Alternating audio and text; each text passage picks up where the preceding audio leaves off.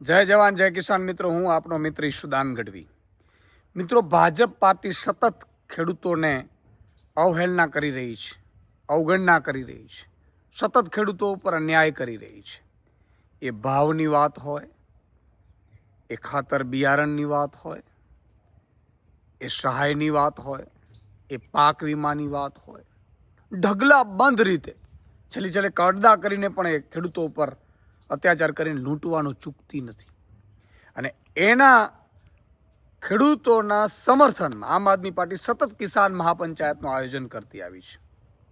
ત્યારે 29 તારીખે આંકલાવના અંબાલી ચોકડી પાસે સાંજે 4 કલાકે કિસાન મહાપંચાયતનું આયોજન છે.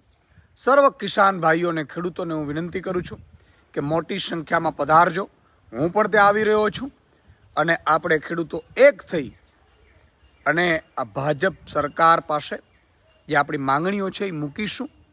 અને જો ભાજપ નહીં સ્વીકારે તો આપણે ખેડૂતો એક થશું તો કોઈ પણ સત્તા કાયમી ટકી નથી શકતી. અને એટલા માટે સૌ લોકોને વિનંતી કરું છું, સાંજે 4 કલાકે આંકલાવના અંબાલી ચોકડી પાસે કિસાન મહાપંચાયતમાં પધારજો.